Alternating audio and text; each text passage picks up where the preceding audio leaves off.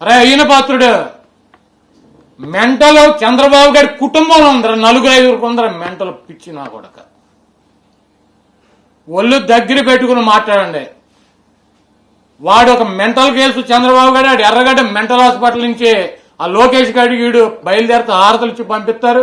ఇక్కడికి వచ్చి 4 రోజులు పిచ్చి నా కొడుకులాగా పిచ్చి వాగుడు వాగి వెళ్తారు. మా సంగతి చూస్తారంట వాళ్ళ అమ్మనన్నామంట.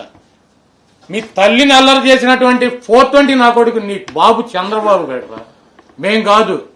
అసెంబ్లీ రికార్డులు చూద్దాం రా నీకు దమ్ముంటే. వాడు 4 ఓట్ల కోసం ఒక ఆడదాన్ని అడ్డం పెట్టుకోవటానికి ఆవిడని తీసుకొచ్చి అక్కడ అన్న మాటలు అన్నారని చెప్పి తీసుకొచ్చి బయట రోడ్డు మీద ఊరు వాడు అల్లరి చేశాడు నిన్ను నీ తల్లిని. వాడురా 420 గడి చంద్రబాబు మేం కాదు. చూస్తాం అధికారంలోకి ఎవరిని వదలం. ఏంట్రా నువ్వు చేసేది నా బొచ్చు. నువ్వు చంపేస్తానంటే భయపడిపోతావు. ఇక్కడ నా కొడక మీలాగా సీమునెత్తులు లేని వాళ్ళం అనుకుంటున్నావా వైఎస్ఆర్ కాంగ్రెస్ పార్టీ అంటే? నువ్వు చంపితే చచ్చిపోతాకి, నువ్వు బెదిరిస్తే బెదిరిపోతాకి నీ ఇంటికాడ ఉన్నటువంటి కుక్కలం అనుకుంటున్నావా? పిచ్చ పిచ్చ వాగుడు వాగుమాక. నా ఇంటికి నీ ఇల్లు ఎంత దూరం, నీ ఇంటికి నా ఇల్లు అంత దూరం. ఆ రోజు వస్తే నువ్వో నేనో తేల్చుకున్నావు. వదిలేస్తావు అనుకుంటున్నావా?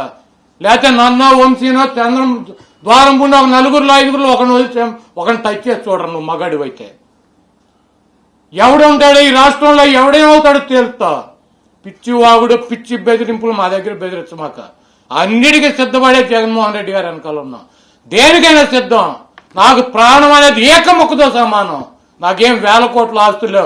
నాయకుడి కోసం పనిచేస్తాం. ఈ రాష్ట్రంలో ఉన్నటువంటి ప్రజల కోసం పనిచేస్తాం. నీకు మళ్ళీ 1,00,000 కోట్లు దొబ్బి తింటాకి పందికొక్కులాగా ఒంటిగా సొంటుకొంపులాగా నీ బాబుకు నువ్వు ఒకడో నీకు ఒకడో. మీరేంట్రా మమ్మల్ని బెదిరించేది? టచ్ చేసి చూడండి నా కొడకలారు. ఎవడు టచ్ చేస్తాడు? నీ అధికారం వచ్చేలేదు. టచ్ చేయలేదు. నువ్వు వస్తే చెయ్యి టచ్ చేసి చూడు. నన్ను చేస్తావు, వంశీని చేస్తావు, ద్వారంపూడిని చేస్తావు, అంబటి రాంబాబుని చేస్తావు, జగన్మోహన్ రెడ్డి గారిని చేస్తావు, ఎవరిని చేస్తావు చెయ్యిరా. ఒక్కడిని టచ్ చేసి చూడండి. పద్దాక వచ్చి వదిలిపెట్టండి. ఏం చేస్తావురా? ఒక్కడిని టచ్ చేయి. నీకు దమ్ముంటే నువ్వు మగాడి టచ్ చేసి చూడరు ఒకడిని.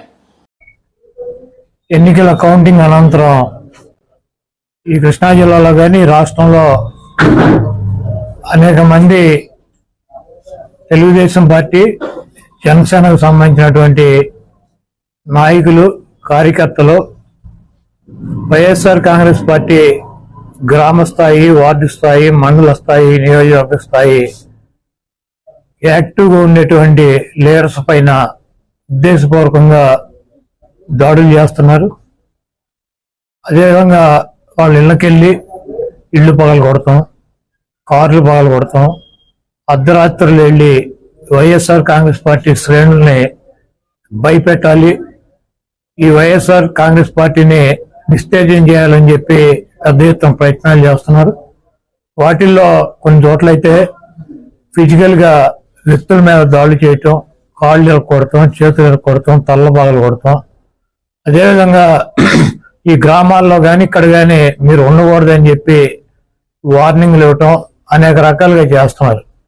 వీటికి ప్రత్యక్ష సాక్షులు పోలీసులు దగ్గర ఉండి వాళ్ళు కొడతాంటే వీళ్ళు చూస్తూ నిలబడి ఎంజాయ్ చేస్తున్నారు. ఈరోజు మా దగ్గర పోలీసులు పాక్షిక పాత్ర వహించేటువంటి సన్నివేశాలు, తెలుగుదేశం పార్టీ అల్లరి మోకల్లో మా వాళ్ళ మీద దాడి చేస్తున్నటువంటి సన్నివేశాలు సీసీ ఫుటేజీలతో సహా, ఫోటోలతో సహా మా దగ్గర ఉన్నాయి.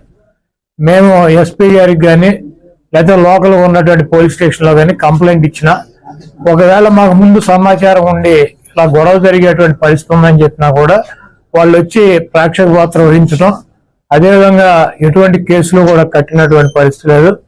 కాబట్టి మేము జిల్లా పార్టీ తరఫున మా దగ్గర ఉన్నటువంటి వీడియోగ్రాఫులతో, ఫోటోగ్రాఫులతో హైకోర్టుకు వెళ్లి ప్రైవేట్ కేసులు వేయాలని చెప్పి నిర్ణయించుకున్నాం. తప్పకుండా దాడులు చేసినటువంటి వాళ్లే కాదు, దాడులు చేస్తుంటే చూస్తున్నటువంటి పోలీసు వ్యవస్థ మీద కూడా కేసులు వేయటానికి సిద్ధంగా ఉన్నాం. అదేవిధంగా వైఎస్ఆర్ కాంగ్రెస్ పార్టీ నాయకులకు కానీ, అదేవిధంగా కార్యకర్తలకు కానీ ఎటువంటి భయం, ఆందోళన చెందాల్సినటువంటి అవసరం లేదు. రేపు 2 రోజుల్లో జిల్లాలో ఉన్నటువంటి ముఖ్య నాయకులందరం కలిసి ప్రతి నియోజకవర్గానికి వెళ్లి దాడులు చేసినటువంటి వాళ్ళ ఇళ్లకెళ్లి ధైర్యం చెప్పేటువంటి కార్యక్రమం చేస్తాం. దీనికి జగన్మోహన్ రెడ్డి గారు కూడా మీరు ఎట్టి పరిస్థితుల్లోనూ కార్యకర్తలు కానీ నాయకులను కానీ జరుగుతున్నటువంటి దాడుల్ని మీరు చూస్తూ ఊరుకోవద్దు. పార్టీ అంతా యాక్టివ్ అవ్వండి.